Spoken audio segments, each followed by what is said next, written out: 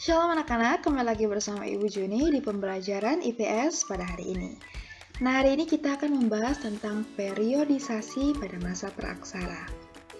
Dan tujuan pembelajaran kita pada hari ini yang pertama, kalian dapat mengidentifikasikan periodisasi secara geologis pada masa praaksara. Dan yang kedua, kalian dapat mengidentifikasikan periodisasi secara arkeologis pada masa praaksara.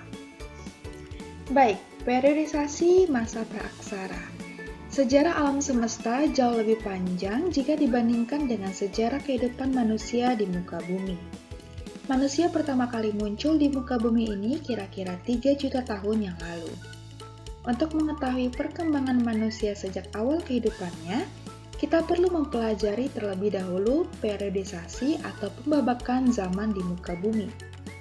Dan pembabakan itu dapat dilakukan secara geologis, arkeologis, dan berdasarkan perkembangan kehidupan. Hari ini kita akan membahas dua periodisasi. Yang pertama, periodisasi secara geologis, dan yang kedua, periodisasi secara arkeologis. Mari kita bahas satu persatu. Periodisasi secara geologis.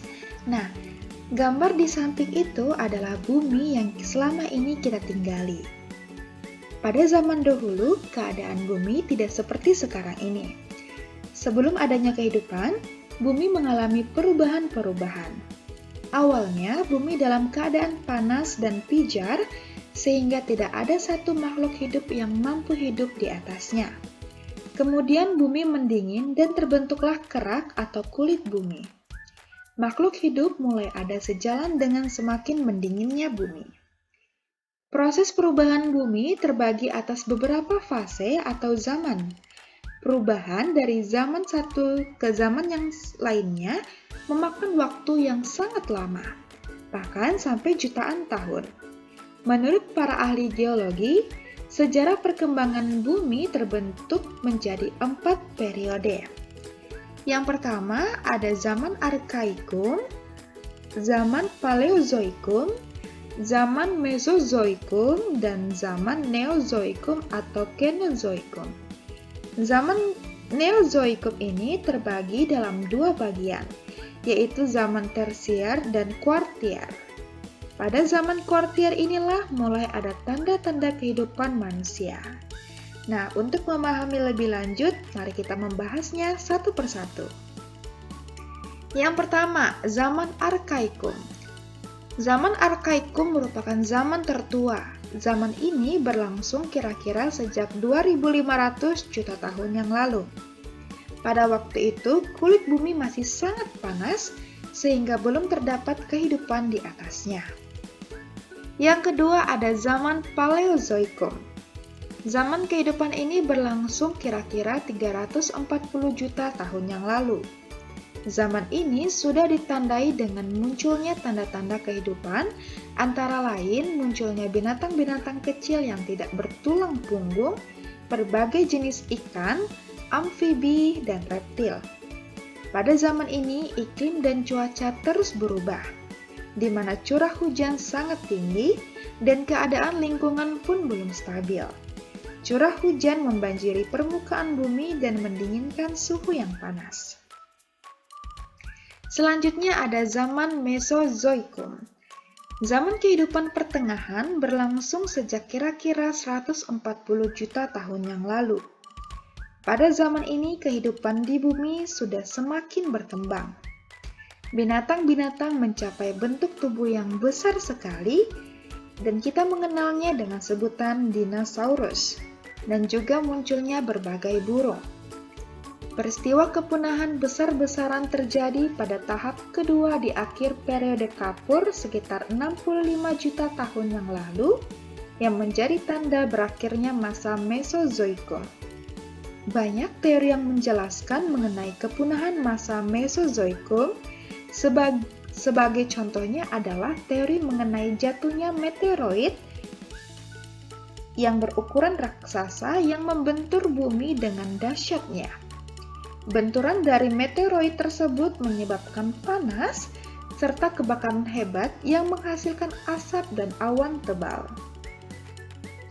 Yang terakhir ada zaman Neozoikum atau Kenozoikum. Zaman kehidupan baru berlangsung kira-kira 60 juta tahun yang lalu. Zaman ini dibagi menjadi dua, yaitu zaman tertier dan zaman kuartier. Zaman tertier, jenis-jenis reptil besar mulai punah, dan bumi umumnya dikuasai oleh hewan-hewan besar yang menyusui. Contohnya adalah gajah purba atau biasa disebut dengan Mammuthus, yang pernah hidup di Amerika Utara dan Eropa Utara. Yang kedua ada zaman kuartier. Nah, zaman kuartier ini berlangsung sejak kira-kira 3 juta tahun yang lalu.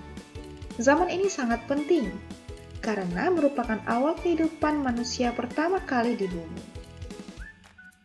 Yang kedua ada periodisasi secara arkeologis. Nah,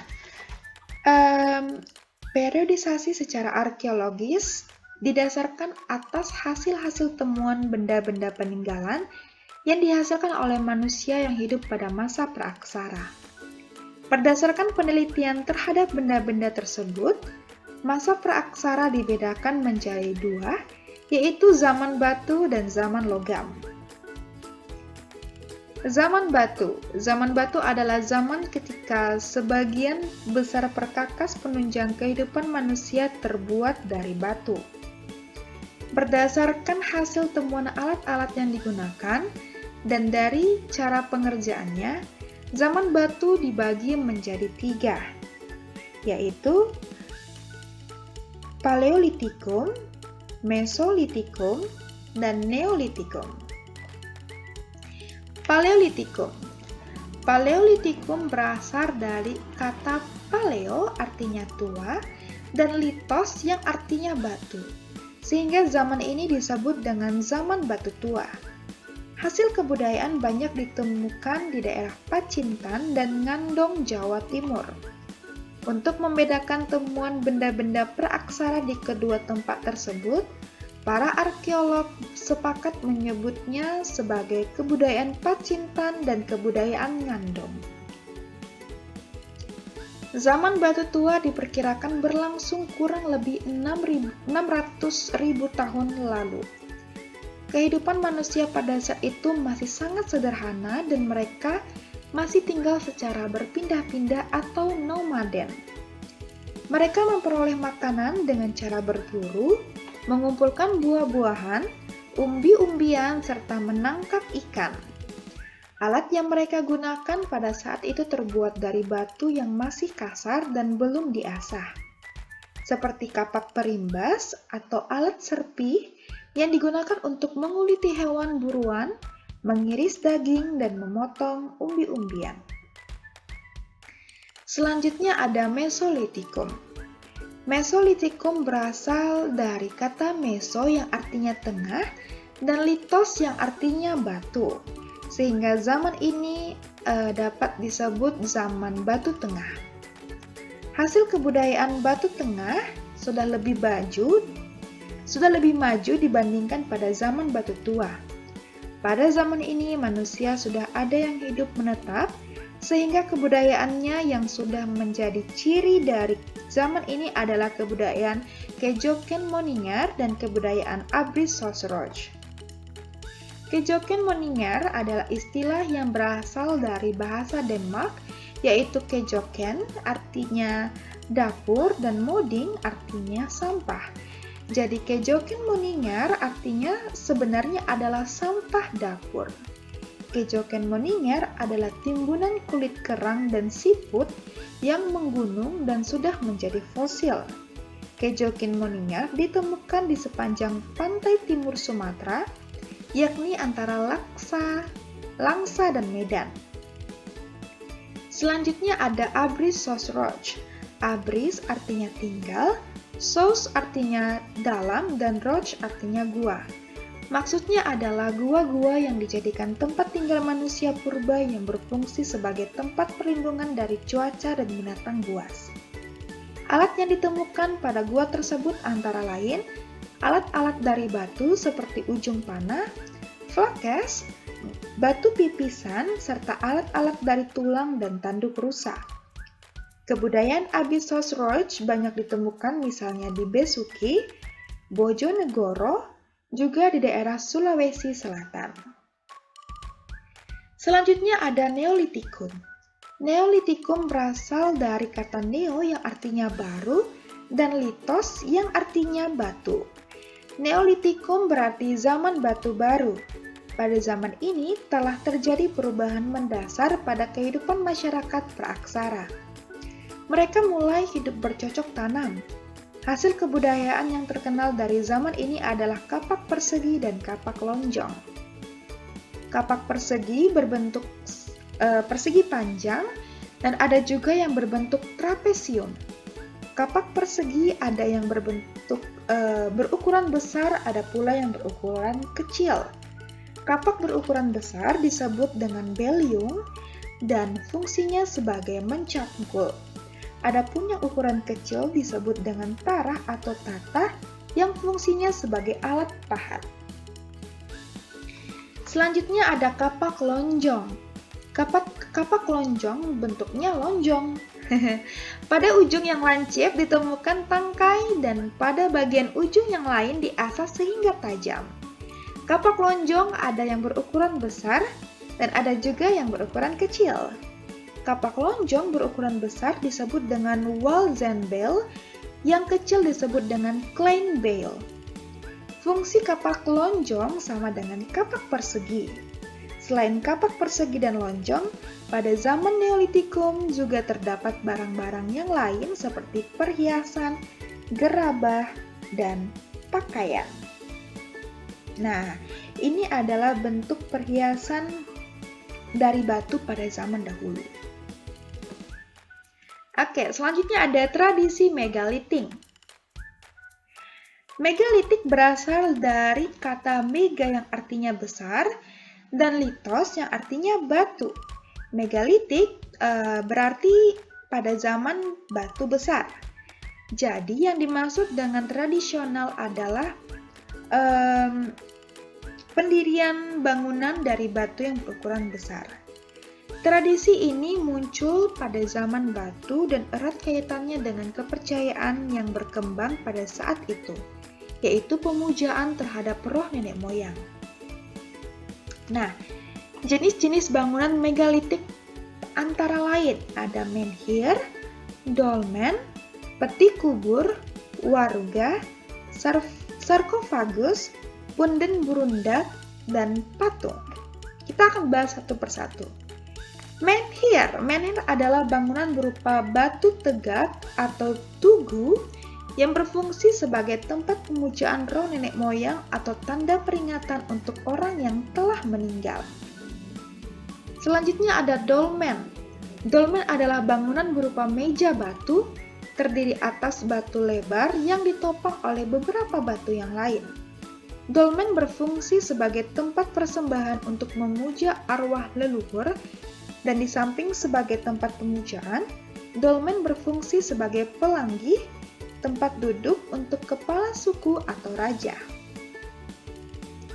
Selanjutnya ada kubur peti. Kubur peti adalah tempat penyimpan mayat.